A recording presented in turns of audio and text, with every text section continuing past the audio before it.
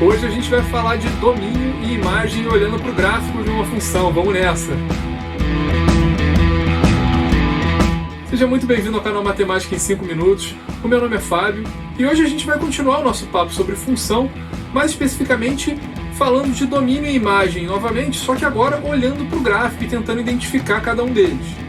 Mas antes de a gente começar o nosso papo propriamente dito, muito importante, né? Se você ainda não é inscrito aqui no canal, clica nesse botãozinho vermelho aqui embaixo, se inscreve no canal, ativa as notificações. Tenho certeza que o conteúdo aqui vai te agregar de alguma forma aí na sua trajetória com matemática, beleza? Então vamos lá, o que interessa.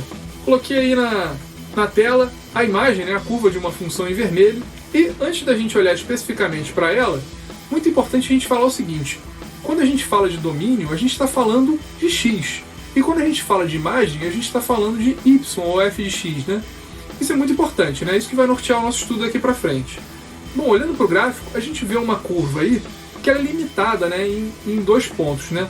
O primeiro ponto lá em cima é o 2, 3, e o ponto lá embaixo, no segundo quadrante, é o menos 2, 1. Repara que o ponto 2, 3 ele está em uma bolinha cheia, né? Significa que ele pertence à função, enquanto o menos 2, 1 ele é uma bolinha que a gente chama de vazada, né? Essa bolinha branca a gente chama de bolinha vazada, significa que ele não pertence à função, tá? Simples assim. Como então que a gente define o domínio e a imagem a partir de um gráfico? O domínio de uma função, a partir do gráfico, nada mais é do que a projeção da curva da função no eixo x. E a imagem nada mais é do que a projeção da curva da função no eixo y. Ah, Fábio, como é que é esse negócio de projeção, né? Bom, vamos dar um passo atrás e vamos pensar em um valor qualquer aqui, ó. Vou apontar um x ali qualquer no gráfico, tá? A pergunta é, existe algum ponto na função que tem o x como abscissa? Existe, ó. Repara, aquele ponto ali, ele tem o x como abscissa, né? Da mesma forma, ela tem um f de x aí, que é a imagem desse ponto. Bom, então o x faz parte do domínio, né, dessa função, assim como o f de x faz parte da imagem. Agora, pensa num outro valor de x aqui. Imagina um valor de x igual a 3, por exemplo. Repara que se eu projetar para cima ali, ó, não tem nenhum ponto na curva lá que tem o 3 como abscissa, né? Porque ela tem um limite ali, né, no ponto que tem a abscissa igual a 2, naquele ponto 2, 3, né? Por outro lado, lá no segundo quadrante, ó, se eu pegar um x igual a menos 3, repara que eu também não tenho um ponto que faz parte da curva e tem a abscissa igual a menos 3. Logo, o que eu estou querendo dizer com isso, né? Que esses dois pontos aí, um de cada lado, eles limitam, né? O valor das abscissas são os limites para o valor do domínio. Ah, Fábio, então o domínio dessa função vai de x igual a menos 2 até x igual a 2? Exatamente isso. E esse intervalo, ele é justamente a projeção da função lá no eixo x. Repara só, né? Se você botar uma luz lá em cima, né, e pensar que a curva da função é como se fosse um telhado aí, né? A sombra ia estar onde, né, no eixo x ali? Ia estar justamente entre menos 2 e 2. Isso é nada mais é do que a projeção da função no eixo x, tá? E a imagem? A imagem é da mesma forma, né? A imagem nada mais é do que essa projeção, só que no eixo desordenado, no eixo vertical, né? Então ela é limitada por que valores, né? Pelo 1, né, porque o ponto menos 2, 1 tem a ordenada igual a 1, e pelo 3, porque é a ordenada do ponto 2, 3, né? Então a imagem é um conjunto entre 1 e 3. Então vamos escrever isso aí, né? Como é que a gente escreve? O domínio de f é um x que pertence a R, tal que o x tem que ser maior do que menos 2. Ah, Fábio, por que não é maior ou igual? É porque o ponto menos 2, 1, lembra, é a bolinha vazada, ele não pertence à função. Por isso que é x maior do que menos 2. E x menor ou igual, aí sim, porque o ponto 2, 3 pertence à função, x menor ou igual a 2. E a imagem? A imagem de f é y que pertence a R, né? Quando a gente fala de imagem, sempre falando de y, tal que o y tem que ser maior do que 1, aí o mesmo motivo, né? Por que não é maior ou igual? Porque o menos 2, 1 não pertence à função, e menor ou igual a 3, porque o ponto 2, 3 pertence à função.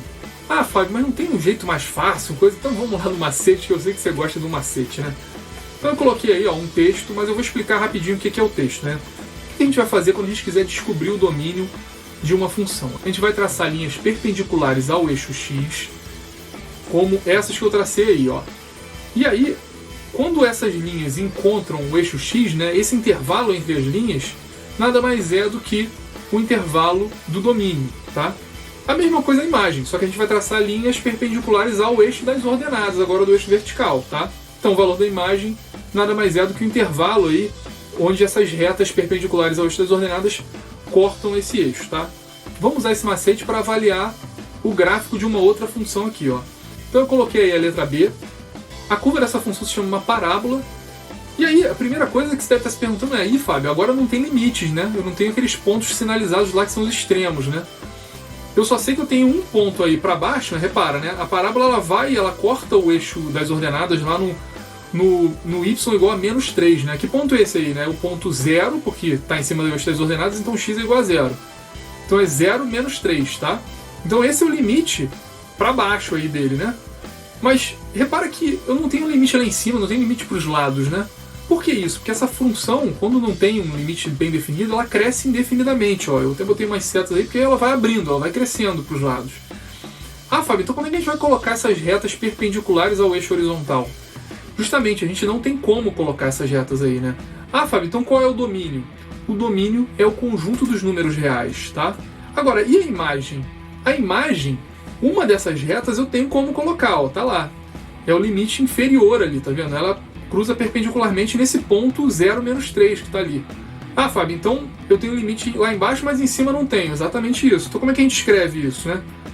É a imagem de f, é y que pertence a reais, tá? Que y é maior ou igual a menos 3. Vamos para o nosso último exemplo. Agora eu tenho novamente lá os pontos que são os extremos, tá? E aí eu vou fazer exatamente a mesma coisa que eu tinha feito no item A. Vou colocar lá as retas perpendiculares ao eixo horizontal.